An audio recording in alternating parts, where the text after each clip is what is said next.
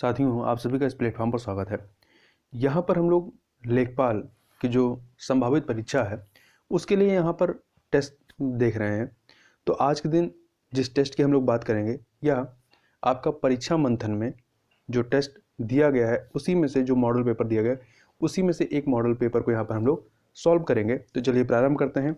सबसे पहले हिंदी के 25 प्रश्न को देख लेते हैं। तो इसमें पहला है, विचारों और भावों की अभिव्यक्ति के लिए किसका प्रयोग किया जाता है? तो भाषा का प्रयोग किया जाता है। तो डी ऑप्शन सही हो जाएगा। वहीं निम्नांकित में से योग रूढ़ शब्द कौन सा है? तो ये क्या है? इसमें लंबोदर जो है ये योग रूढ़ शब्द है। जबकि अगला प्रश्न है, विशेषण को छाटिए। तो इसमें से निपट जो है ये विशेषण है, जबकि अन्य जो है वो विशेषण नहीं है। टिकट घर है, टिकट घर है, तो ये क्या है? यह द्विज शब्द है। क्या है? द्विज शब्द है। समानार्थी शब्द का चयन कीजिए। अमृत का समानार्थी क्या होगा? पीयूष होता है। अगला है, निम्न में से विलोम शब्द का चयन कीजिए। अकाम का विलोम क्या होगा? शकाम होगा। अकाम का शकाम हो जाएगा। आगे प्रश्नों को देखते हैं। प्रत्येक मुहावरे के 4 अर्थ दिए गए हैं, सही अर्थ का चुनाव करना है। जैसे अंग अंग ढीला होना मतलब बहुत थक जाना। वहीं मखमली जूते मारना मतलब व्यंग करना है। आगे देखते हैं, निम्नलिखित लोकोक्तियों का अर्थ की दृष्टि से चयन कीजिए। अपनी अपनी ढपली, अपना अपना राग मतलब मैतज्ञ का अभाव। आगे चलते हैं क्वेश्चन नंबर 10 पे। नीचे दिए गए विकल्पों में से शब्द की वर्तनी शुद्ध वर्तनी का चयन कीजिए। तो इसमें जो ए ऑप्शन में सन्यासी लिखा है ये आपका इसकी वर्तनी शुद्ध है। आगे देखते हैं, नीचे दिए गए 4 विकल्पों में से असंगत शब्द को अलग करिए। तो देखिए यहाँ पर वेद लिखे गए हैं और ये आपका श्री रामचरितमानस वेद नहीं है।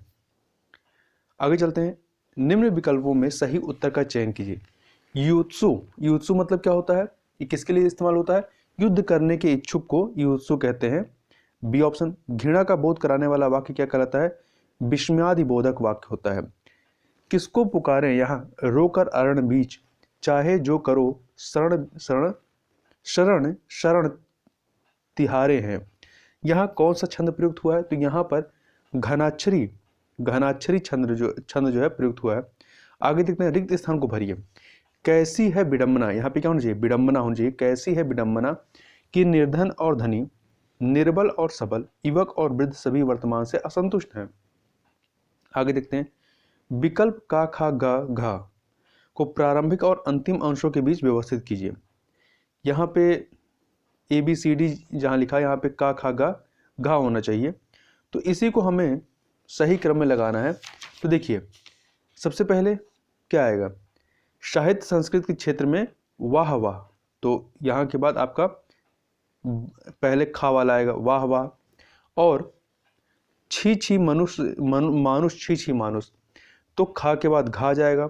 फिर मानुष की प्रवृत्तियाँ मतलब फिर का आ जाएगा, और फिर साहित्य का ही विनाश नहीं करती हैं, फिर आपका गा आ जाएगा, बल्कि प्रकृति और संस्कृति दोनों का ही विनाश करती हैं। इस प्रकार से इसमें आपका ए ऑप्शन जो है खा गा खा घा का गा।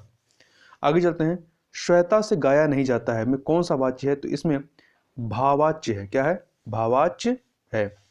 निम्नलिखित में से किसमें पहला पद प्रधान तथा अव्यय होता है? तो अव्ययी भाव समास में होता है। अव्ययी भाव समास में, जैसे उदाहरण के तौर पे यथाविधि, यथाक्रम, आमरण इत्यादि। आगे देखते हैं, गायन में कौन सी संधि है?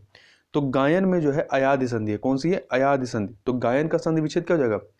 गय धन अन गायन। ठीक है। काव्य में रसों की संख्या निर्धारित की गई कितनी? कुल 9 रस निर्धारित किए गए हैं। अवधि शिला का उर्था गुरभार, तिल तिल काट रही थी दृग जलभार। इन पंक्तियों में कौन सा छंद है?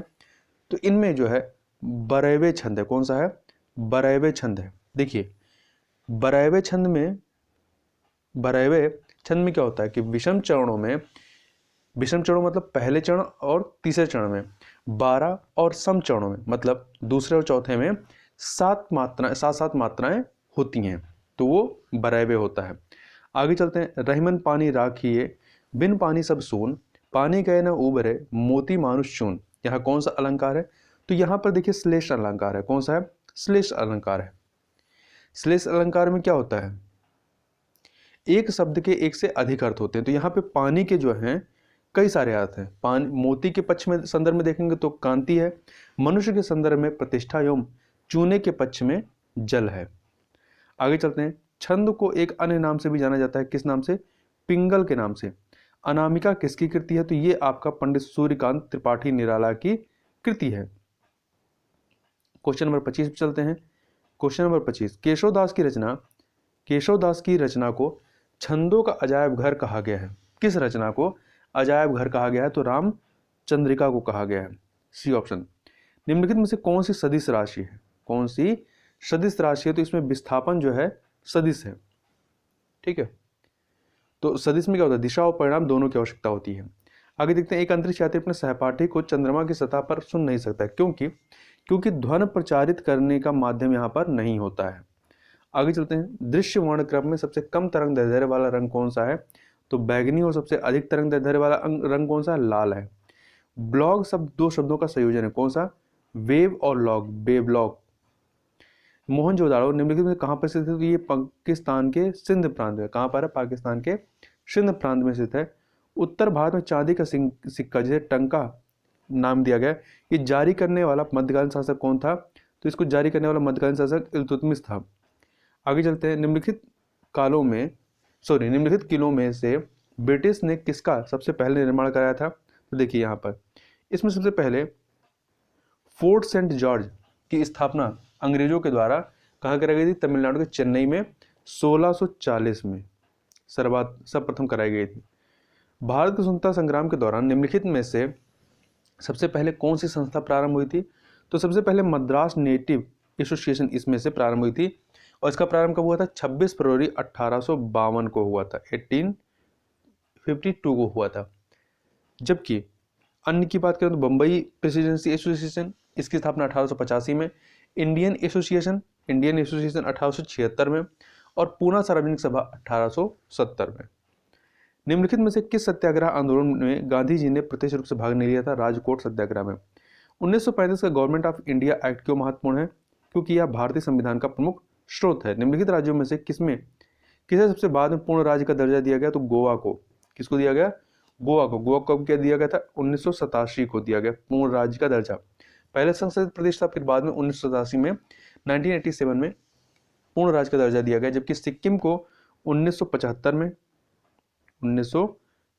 में 36वें संविधान संशोधन द्वारा, हरियाणा को 1966 में, जबकि नागालैंड को 1963 में। भारतीय संविधान के अंतर्गत किसे मूल अधिकारों को संरक्षक समझा जाता है, तो न्यायपालिका या सर्वोच्च न्यायालय को। प्रधानमंत्री को राष्ट्रपति के द्वारा नियुक्त किया जाता है। भारतीय संविधान के किस अनुच्छेद में निर्वाचन आयोग के लिए प्रावधान किया गया है, अनुच्छेद 324 में प्रावधान किया गया है।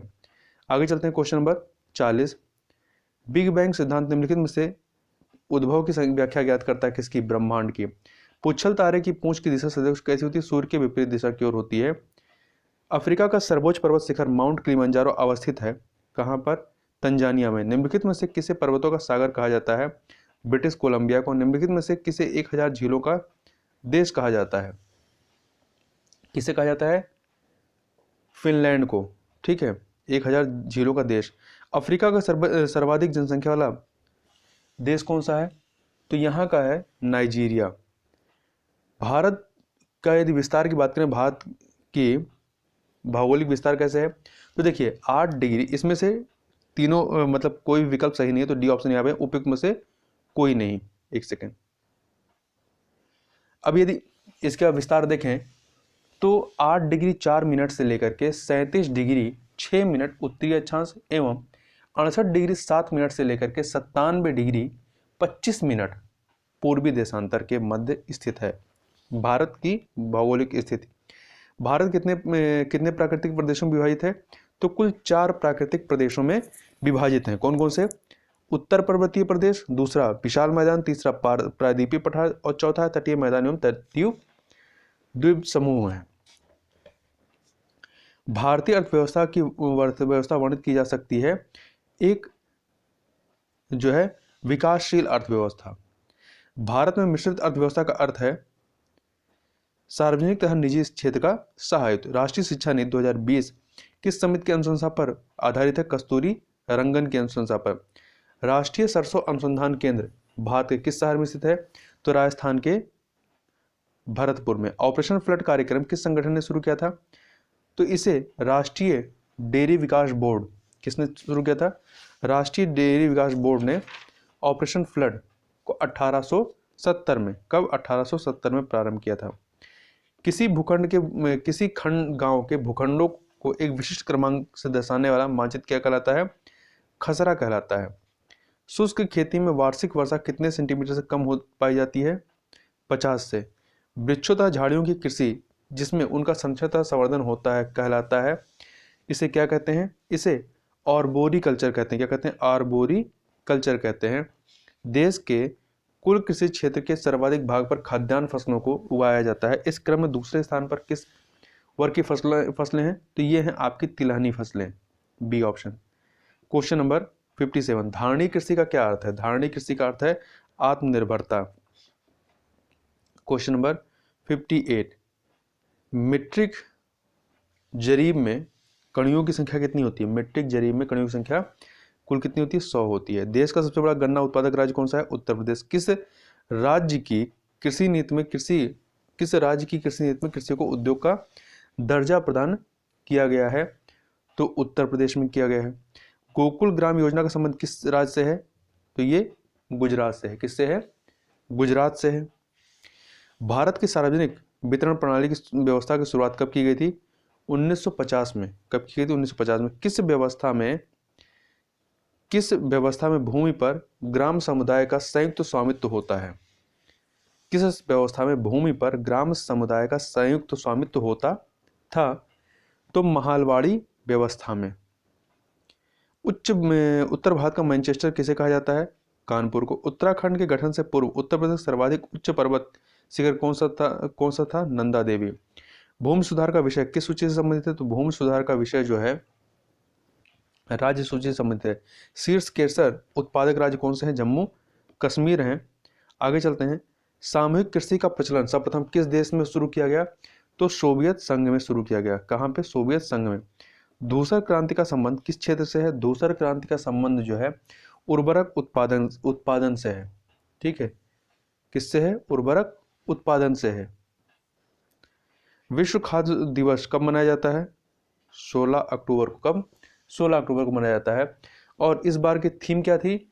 स्वस्थ कल के लिए सुरक्षित भोजन अभी। समोच्च कृषि किन क्षेत्रों में पाई जाती है? तो अपरदन प्रभावित पहाड़ी क्षेत्रों में। लक्षित सार्वजनिक वितरण प्रणाली में गरीबी रेखा के नीचे आने वाले परिवारों के निर्धारण का मानक क्या है? तो इनके मानक की बात करें तो इसमें जिनकी वार्षिक आय 15,000 से कम हो। आगे चलते हैं। अधिक उपज प्रजाति कार्यक्रम किस वर्ष प्रारंभ किया गया? तो इसे 1965-66 में प्रारंभ किया गया था। राष्ट्रीय कृषि अनुसंधान परियोजना की स्थापना कब की गई थी? 1988 में। नाबार्ड एक स्वायत्त शीर्ष वित्तीय संस्था है जो बनी है, किस लिए बनी है?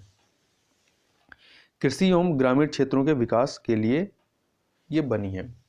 तो यहाँ पर हम लोगों ने 75 क्वेश्चन किए। लास्ट के जो 25 क्वेश्चन है वो आपके मैथ और रीजनिंग के प्रश्न है, तो उनको यहाँ पर अभी हम लोग नहीं देखेंगे। इस वीडियो में बस इतना ही। मिलते हैं नेक्स्ट वीडियो में, तब तक के लिए बहुत बहुत धन्यवाद।